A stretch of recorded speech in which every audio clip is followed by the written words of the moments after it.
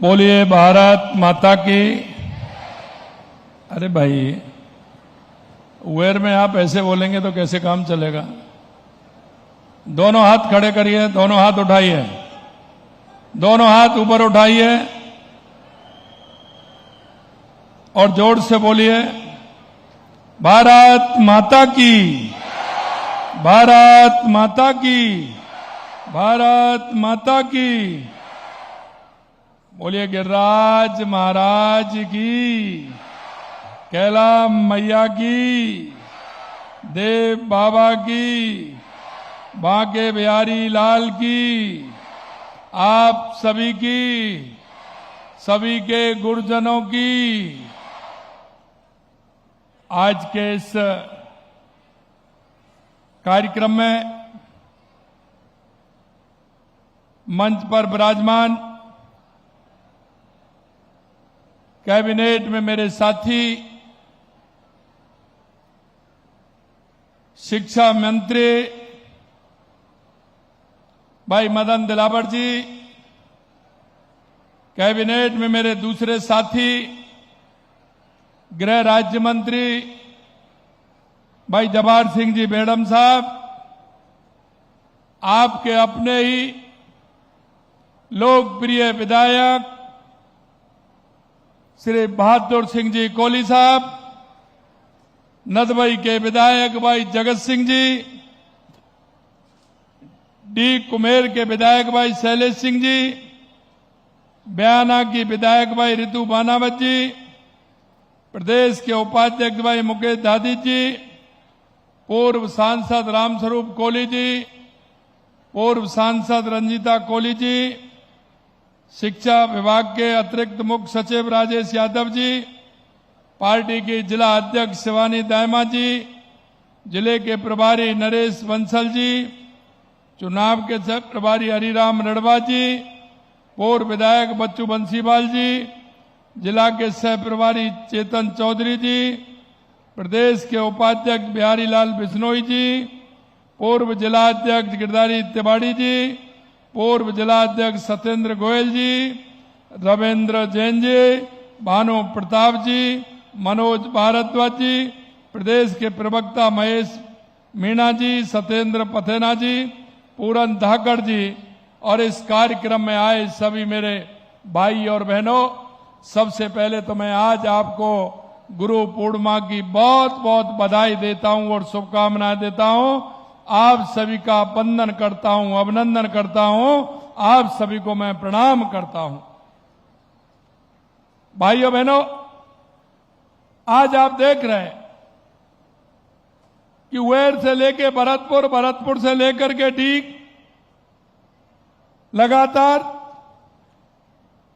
आपने देखा कि विकास की सौगातें मिली हैं और आप देख रहे हैं कि विकास की सौगातें हर विधानसभा के लिए, क्योंकि 2.5 साल के अंदर हमने हर विधानसभा में जो हमारे विधायक ने कहा है, हमारे वहां की जनता ने जो जिस विकास के लिए कहा है, उस विकास के लिए हमने पैसा दिया है और लगातार उन विधानसभाओं में काम हो रहा है। आप जानते हैं यह भरतपुर महाराजा सूरजमल जी की धरती है। लोहागढ़ का किला शौर्य और स्वाभिमान गौरव का प्रतीक है।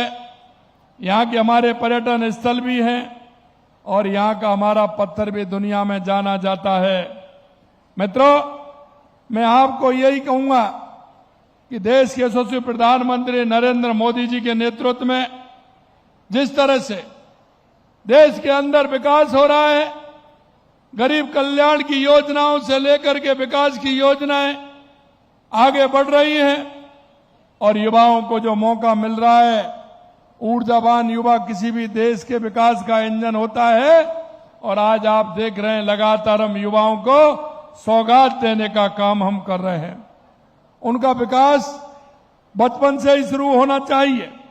उनका कहना है कि बच्चों की शिक्षा उन्हें मिलने वाले सही संस्कार काफी हद तक तय करते हैं कि वे भविष्य में क्या बनेंगे और उनका व्यक्तित्व कैसा होगा। इस दृष्टि के साथ उन्होंने राष्ट्रीय शिक्षा नीति 2020 लागू की है। माननीय प्रधानमंत्री जी की प्रेरणा से हम बच्चों को गुणवत्तापूर्ण और सुलभ शिक्षा दे रहे हैं, उपलब्ध कराने के लिए अनेक स्तर पर प्रयास कर रहे हैं। इस बार के बजट में हमने संकल्प लिया था कि हम प्रदेश के कक्षा 1 से 8 तक के 40 लाख से अधिक जरूरतमंद विद्यार्थियों को निःशुल्क यूनिफॉर्म उपलब्ध कराएंगे। मुझे प्रसन्नता है कि आज गुरु पूर्णिमा के पावन अवसर पर और वैर की धरती से भरतपुर जिले से उस संकल्प को धरातल पर उतारा जा रहा है। आज विद्यार्थियों को निःशुल्क यूनिफॉर्म की लिए डीबीटी करने की शुरुआत हुई है, जिसका फायदा प्रदेश के 40 लाख विद्यार्थियों को मिलेगा। हम चाहते हैं, क्योंकि हमारे प्रधानमंत्री जी कहते हैं कि जितना लाभ है उसको पूरा का पूरा लाभ हमारे उस व्यक्ति तक पहुंचना चाहिए। इसलिए कांग्रेस के समय में तो लोग ड्रेस देते थे, लेकिन हमने कहा कि वो ड्रेस खरीदेगा उसके खाते में सीधा पैसा देंगे और वो अपनी मर्जी से जैसी चाहे वैसी स्कूल की ड्रेस लेगा और उसके साथ किसी तरह की कोई गड़बड़ी नहीं होगी। लगभग 250 करोड़ रुपए सीधे बैंक खाते में ट्रांसफर किए गए हैं। मैं इससे लाभान्वित होने वाले सभी बच्चों और उनके परिवार को बहुत बहुत शुभकामनाएं देता हूं, बहुत बहुत बधाई देता हूं। आज मिशन पढ़ो राजस्थान अभियान शुरू किया गया है। यह अभियान विद्यार्थियों में पढ़ने की बुनियादी क्षमता विकसित करने का, अध्ययन की संस्कृति को सशक्त बनाने और विद्यालय में सकारात्मक शैक्षणिक वातावरण तैयार करने की दिशा में यह महत्वपूर्ण कदम है। खेल, भ्रमण और रचनात्मक कार्यों के जरिए पढ़ाई को रोचक बनाने के लिए गतिविधि आधारित निपुण कैलेंडर विमोचन किया गया है और दृष्टिबाधित विद्यार्थियों को टैबलेट का वितरण किया गया है। अच्छा कार्य करने वाले प्रधानाचार्य को सम्मानित किया है। मैं आप सभी को बधाई देता हूं, शुभकामनाएं देता हूं। मित्रों, इसके अलावा आज प्रदेश में शिक्षा सुविधाओं के विकास से जुड़े 685 करोड़ रुपए के 2185 कार्यों का शिलान्यास किया गया है। इन कार्यों में डाइट सेंटर ऑफ एक्सीलेंस, छात्रावास, बालिका सैनिक स्कूल, विद्यालय भवन, प्रयोगशाला, विद्यालयों में विशेष योग्यता विद्यार्थियों के लिए सुविधाएं आदि शामिल हैं। और इसके लिए हमने, आपने देखा है कि 685 करोड़ रुपए का आज हमने इस कार्य को प्रारंभ किया है। साथियों, हमारा संकल्प है कि यह क्षेत्र आधुनिक आधारभूत संरचना, शिक्षा, स्वास्थ्य और सेवाएं, पर्यटन और निवेश को दृष्टि से अग्रणी बने। इसलिए आज हमने इसी संकल्प के साथ भरतपुर और डीग जिलों को लगभग 1200 करोड़ रुपए के विकास कार्यों की सौगात आज भरतपुर और डीग जिले को मिली है। मैं आपसे यह भी कहना चाहता हूं मेरे भाइयों, भरतपुर जिले के लिए 1062 करोड़ रुपए के विकास कार्यों का लोकार्पण और शिलान्यास किया गया है। आज मुझे खुशी है कि भरतपुर की जनता को 223 करोड़ रुपए से अधिक के महत्वपूर्ण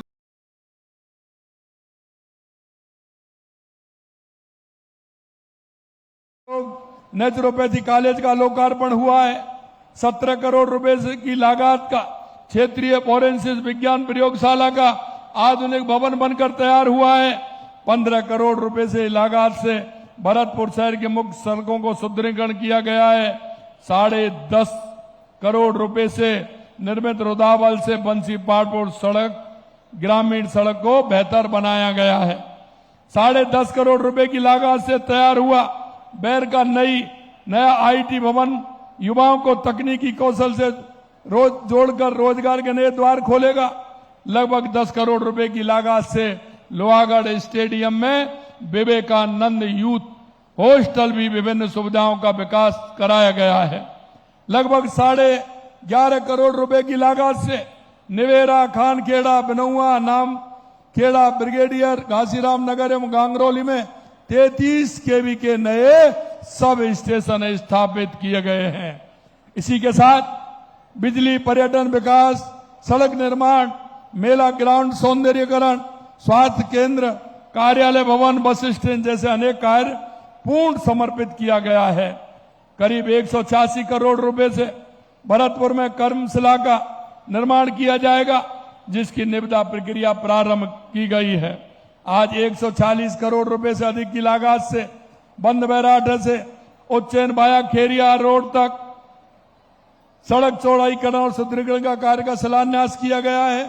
करीब 97 करोड़ रुपए की लागत से भरतपुर शहर के विभिन्न सड़कों के निर्माण कार्य का शिलान्यास किया है। 94 करोड़ रुपए की लागत से भरतपुर शहर में विभिन्न स्थानों पर बरसाती पानी की निकासी के लिए नाला निर्माण का शिलान्यास किया गया है। लगभग 147 करोड़ रुपए की लागत से भरतपुर शहर के विभिन्न ओवरहेड विद्युत लाइनों को भूमिगत करने का कार्य शिलान्यास हुआ है। लगभग 67 करोड़ की लागत से शीशम तिराहे से सरसों अनुसंधान केंद्र तक 6 लेन सड़क एवं ड्रेन निर्माण का कार्य भी प्रारंभ किया गया है। 44 करोड़ रुपए से अधिक की लागत से भरतपुर शहर के विभिन्न सर्किलों को सौंदर्यीकरण का कार्यों का शिलान्यास किया गया है। 41 करोड़ रुपए से अधिक की लागत से भरतपुर की प्रमुख नहरों, नालों के जीर्णोद्धार का कार्य शिलान्यास किया गया है। 40 करोड़ की लागत से आरबीएम अस्पताल में के पास आधुनिक विश्राम गृह के निर्माण का कार्य शिलान्यास किया गया है। लगभग 29 करोड़ की लागत से आरबीएम अस्पताल से इसकी नंबर 3 चांदपोल गेट तक मॉडल रोड निर्माण कार्य का शिलान्यास किया गया है। लगभग 20 करोड़ की लागत से वेर ब्लॉक में बालिका सैनिक स्कूल के निर्माण कार्य की नींव रखी है। 14 करोड़ रुपए से अधिक की लागत से प्रताप नहर वेर की मरम्मत और सौंदर्य का कार्य शुभारंभ किया गया है। लगभग 13 करोड़ की लागत से मोती महल से बछामदी रोड पुलिया तक मेन ड्रेन के जीर्णोद्धार कार्य का शिलान्यास हुआ है। 12 करोड़ की लागत से पशुपालन से जुड़े विभिन्न निर्माण कार्यों का शिलान्यास हुआ है। इसके साथ साथ ITI college, CC road, heritage भवनों के पुनरुद्धार एवं विकास, मंदिरों के जीर्णोद्धार, सौंदर्य grid, sub station, bus station जैसे अनेक विकास कार्यों का शुभारंभ किया गया है।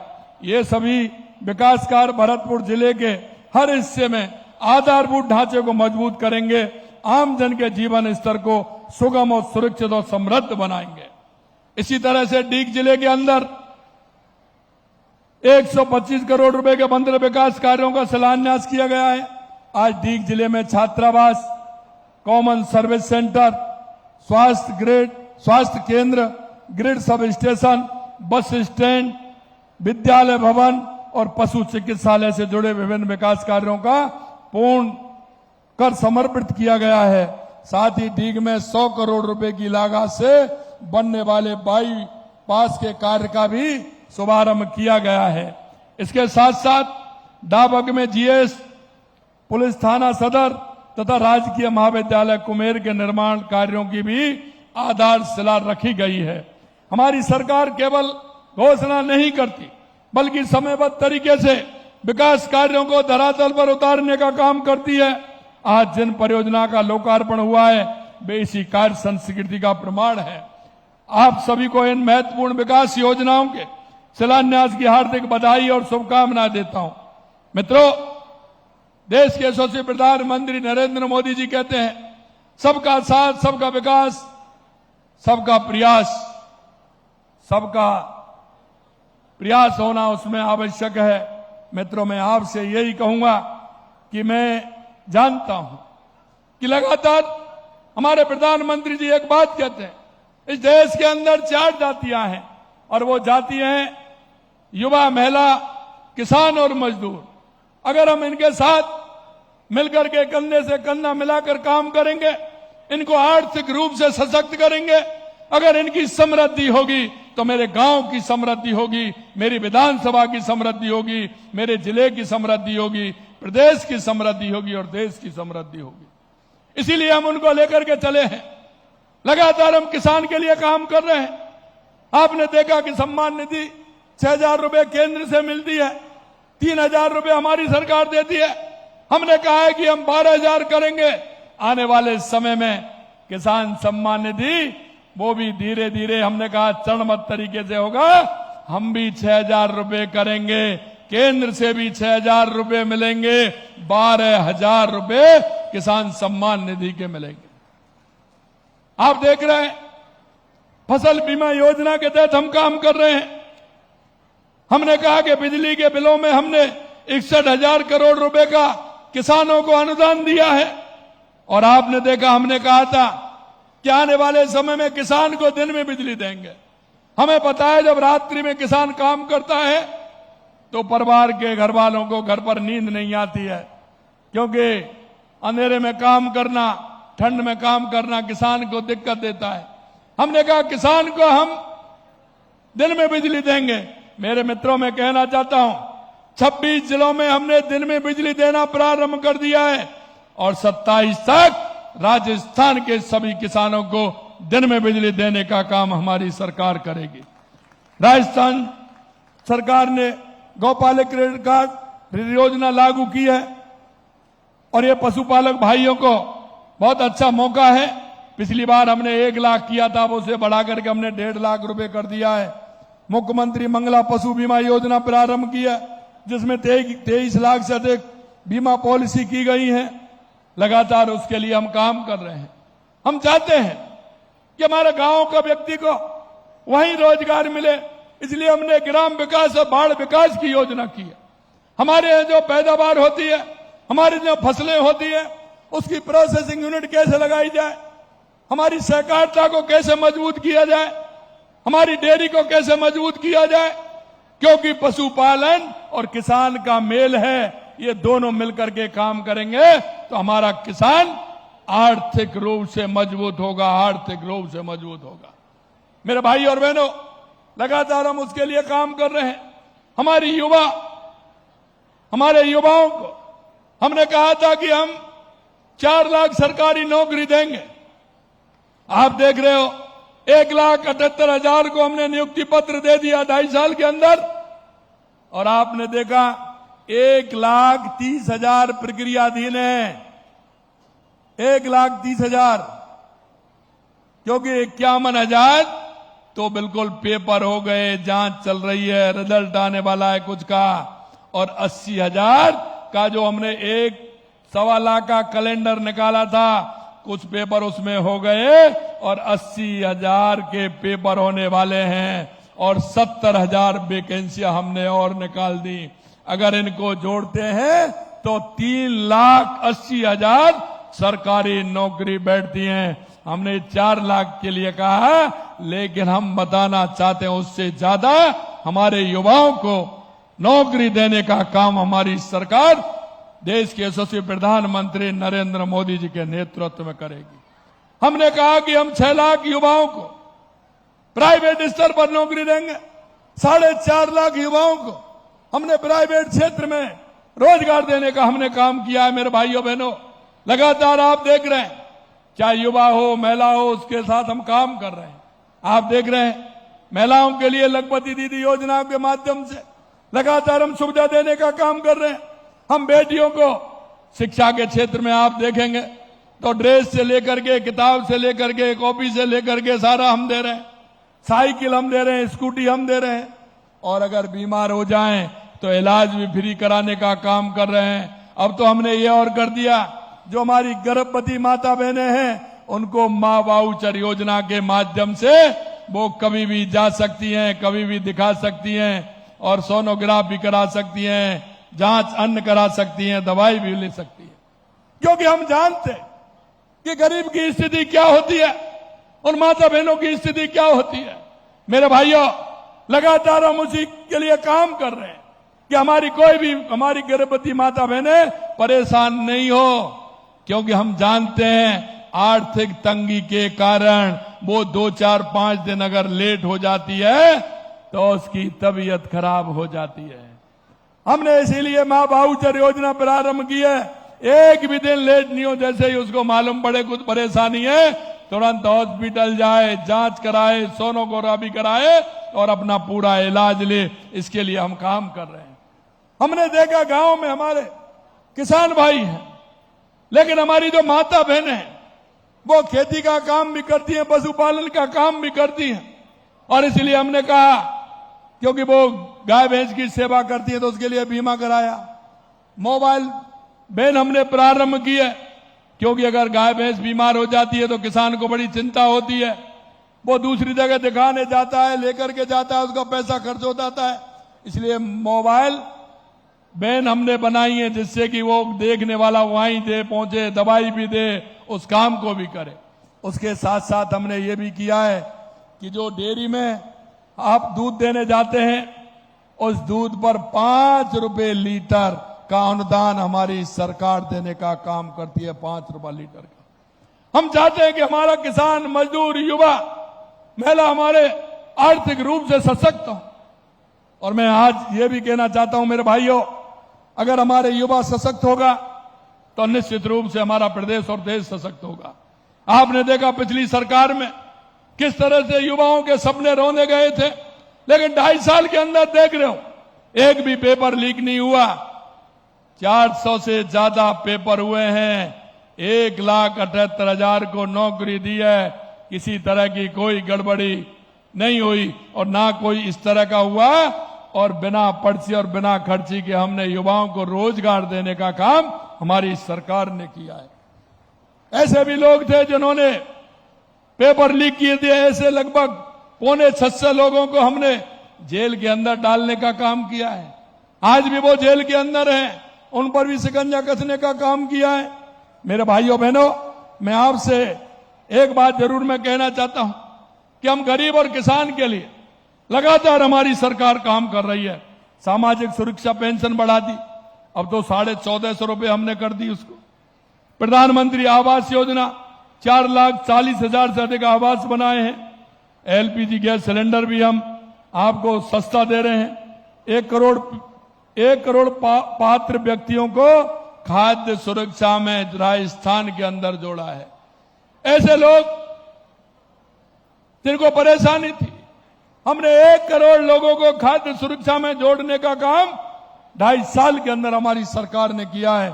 हमारी बेटियों की शिक्षा को बढ़ावा देने के लिए प्रदेश में, जैसा मैंने कहा, 14 लाख साइकिल वितरित की, 40,000 मेधावी छात्राओं को स्कूटी प्रदान की, 4,82,000 से अधिक कूपन जारी हमने मां वाउचर योजना में किए, 18 लाख से अधिक लखपति दीदी बनाने का काम किया।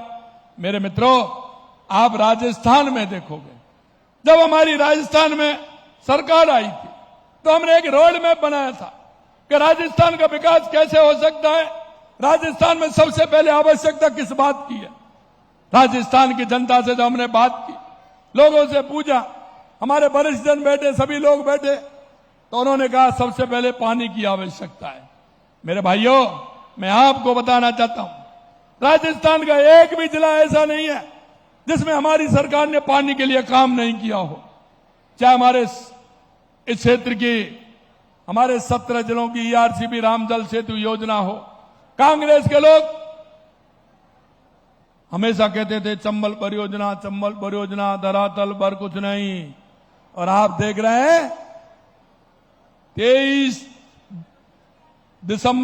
दिसंबर 23 को सरकार बनी थी और जनवरी 24 को MOU हुआ था, और दिसंबर 24 को 24,000 करोड़ का शिलान्यास हो गया और आज 24,000 करोड़ का उस पर काम चल रहा है। यह माननीय प्रधानमंत्री जी के नेतृत्व में है, क्योंकि मोदी जी जो कहते हैं वो ही करते हैं। यदि मोदी है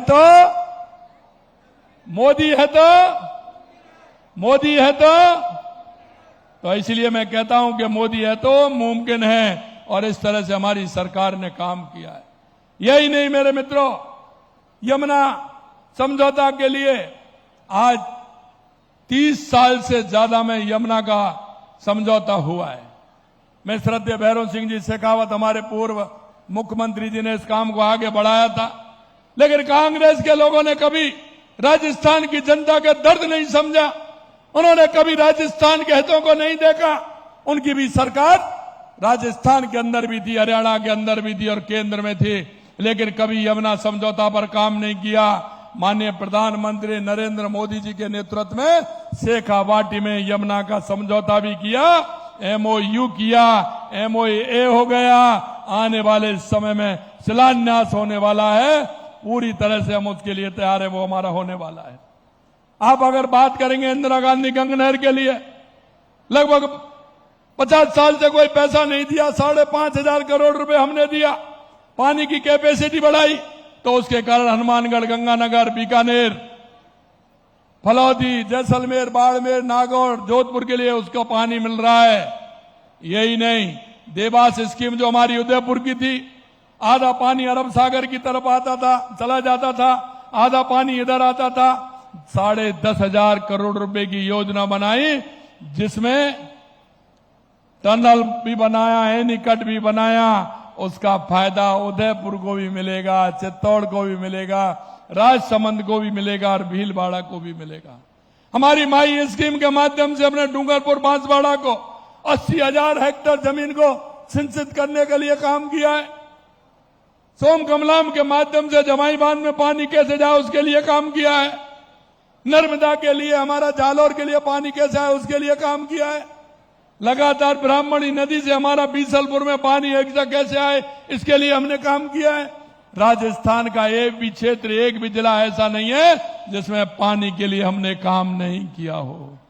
और मैं आपको यह भी कहना चाहता हूं, बिजली के क्षेत्र में भी हमने, कांग्रेस ने मात्र 5 साल में 3,900 मेगावाट बिजली उत्पादन किया था, हमने 2.5 साल के अंदर 12,000 मेगावाट बिजली का उत्पादन किया है। हम आपको विश्वास दिलाते हैं 2027 में किसान को पूरी बिजली मिलेगी, उद्योग को मिलेगी, उपभोक्ता को पूरी बिजली मिलेगी।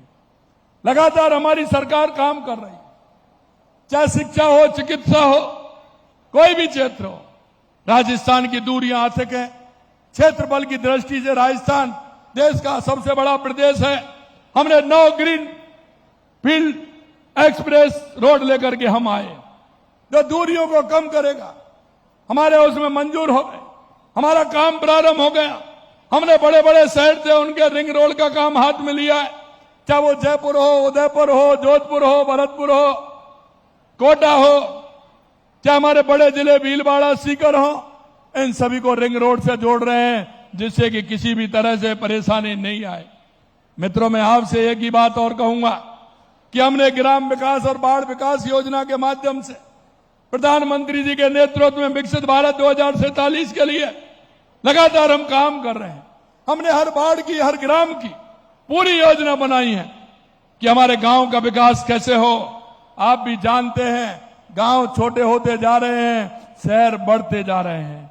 हमने सोचा है कि गांव हमारे सारी सुविधा अगर वहां होंगी तो गांव के लोग गांव में रहेंगे, क्योंकि वहां का पर्यावरण सुंदर है, अच्छा है। इसके लिए हम लगातार काम कर रहे हैं। ग्राम विकास योजना और बाढ़ विकास योजना के अंतर्गत हम एक ऐसा मॉडल बना रहे हैं जो विकसित भारत 2047 का मॉडल होगा कि इतने दिन बाद इसमें क्या आवश्यकता है, पानी की क्या आवश्यकता है, बिजली की क्या आवश्यकता है, रोड की क्या आवश्यकता है, शिक्षा और चिकित्सा की क्या आवश्यकता है, वहां का पर्यावरण कैसा रहे, वहां के सरोवर कैसे रहे, तालाब कैसे रहे। लगातार इस पर हमारी सरकार काम कर रही है। मैं आपको यही विश्वास दिलाऊंगा मेरे भाइयों कि माननीय प्रधानमंत्री नरेंद्र मोदी जी के नेतृत्व में हमारी सरकार पूरी तरह से काम कर रही है और काम कर रही है। इसमें हम ये भी कहना चाहते हैं कि आपकी जो इच्छा और अपेक्षा है, क्योंकि हमेशा मैं ये कहता हूं कि लोगों के मन में अगर सुविधाएं वहां ही मिलेंगी, उनको लगेगा तो वो गांव छोड़ करके शहर जाने वाले नहीं है। इसलिए हमें पर्यावरण का भी ध्यान रखना है। आपने देखा है 2 साल के अंदर हमने लगभग 20 करोड़ पौधे लगाने का काम किया है। अब इस साल भी हमने लक्ष्य लिया है 11 करोड़ पौधे लगाने का। और मैं आपसे यही कहना चाहता हूं मेरे भाइयों कि राजस्थान को हम एक पर्यावरण की दृष्टि से एक पेड़ मां के नाम लगाएं, हरियाला राजस्थान बनाएं। ऐसी मेरी आप सभी से अपेक्षा है कि आप, हाँ मौसम बारिश का चल रहा है, एक पेड़ मां के नाम अवश्य लगाएं और उसकी देखभाल भी करें, यह भी मैं आपसे कहूंगा। अंत में इतना कहना चाहता हूं कि हमारे केंद्र सरकार हो या राज्य सरकार हो, हमारे गरीब कल्याण की योजनाएं, युवाओं की, नौजवानों की, किसानों की, महिलाओं की, बहुत सारी योजनाएं हमारी हैं। उन योजनाओं को धरातल पर पहुंचाने का काम एक देश के और प्रदेश के नागरिक होने के नाते हम सभी का है। मेरी आपसे यही इच्छा और अपेक्षा है कि आप अपने पड़ोसी को, अपने गांव वाले को, अपने ढाणी वालों को, अपने मोहल्ले वाले को, आप ये देखें कौन व्यक्ति ऐसा है जिसको लाभ की आवश्यकता है, उसको वहां तक पहुंचाने का काम आप करेंगे। यह सरकार पूरी तरह से, केंद्र राज्य सरकार दोनों काम कर रही हैं, उसकी पुण्याई आपको भी मिलेगी। अगर किसी भाई को, बूढ़ी ताई को, बूढ़े ताऊ को, विकलांग दीदी को, किसी को अगर इन योजनाओं का लाभ आप दिलाओगे तो निश्चित रूप से आपको भी वो जीवन भर याद रखेगी। मित्रों, आज के इस अवसर पर मैं सभी अभिभावकों से आग्रह करता हूं कि वे अपने बच्चे को नियमित स्कूल भेजें। मेरे प्यारे विद्यार्थियों, आप मन लगाकर पढ़ाई करें, अनुशासन और परिश्रम और ईमानदारी का जीवन का आधार बनाएं। और मैं एक कहना चाहता हूं, ये हमारे देश की संस्कृति हजारों सालों से दुनिया को ज्ञान देती आ रही है, दुनिया को अग्रणी बनकर के शिक्षा देने का काम करती है। मेरे भाइयों, हमारी संस्कृति से जुड़ने का काम, हमारे माता पिता की सेवा का काम, बड़ों का सम्मान, यह जरूर हम चाहते हैं कि हमारे गुरुजनों का सम्मान करें आज, क्योंकि गुरु पूर्णिमा है। सबसे पहले अगर गुरु कोई होता है तो अपने माता पिता होते हैं, वहीं से प्रारंभ होता है, फिर हमारे गुरुजन होते हैं। और मैं एक बात और कहूंगा आपसे कि कोई भी किसी भी क्षेत्र में किसी ने आपको प्रोत्साहित किया है, आपने उनसे सीखा है, वो सभी हमारे गुरु हैं। उन सभी गुरुओं को मैं तो प्रणाम करता हूं, उनको नमन करता हूं। लेकिन आपसे भी कहना चाहता हूं, आज का दिन बहुत सर्वश्रेष्ठ दिन है, गुरु पूर्णिमा है। ऐसे उन सभी गुरुओं को, चाहे वो संगीत की हो, खेल के हो, किसी भी क्षेत्र में आपको उन्होंने मार्गदर्शन किया है, ऐसे गुरुओं को फोन करके उनको बधाई दें, उनसे आशीर्वाद लें। इस आशा और अपेक्षा के साथ आज भरतपुर और डीग निवासियों को इन विकास कार्यों के लिए एक बार फिर पुनः बधाई देता हूं। आप सभी को बहुत बहुत बधाई। जय हिंद, जय भारत, जय राजस्थान। माननीय मुख्यमंत्री जी, आपका हृदय से आभार। आपके मार्गदर्शन से हम सभी एक साथियों, ब्रज की भूमि गौर गोपालक की भूमि है, और मैं इसमें इसी क्रम में आज विधानसभा क्षेत्र उवेर के मुख्यालय पर, और उवेर में मैंने 15 करोड़ रुपए की तो की है, लेकिन एमपी साहब कह रहे हैं कि भुसावर रह गया है तो उसको ब्रज में जोड़ने के लिए भी घोषणा करता हूं। ठीक है ना। और देखिए, बहादुर जी कह रहे हैं, मैं आपको एक ही बात कहना चाहता हूं मेरे भाइयों, कि जहां जो भी काम है, हम हमेशा कहते हैं कि जनता के हित के काम पूरे हम करेंगे। वेर में हमने काम दिए हैं, बहादुर जी ने मेरे को और काम बताए हैं, निश्चित रूप से उनका सभी का मैं मूल्यांकन करके उनका भी मैं पूरी तरह कोशिश करूंगा। बहुत बहुत धन्यवाद। धन्यवाद, बहुत बहुत आभार माननीय मुख्यमंत्री महोदय। आपकी इन सौगातों के लिए, आपके मार्गदर्शन से हम सभी निश्चित रूप से नई दायित्वों का निर्वहन करेंगे। और अब विनम्रता पूर्वक आमंत्रित करते हैं अतिरिक्त मुख्य सचिव शिक्षा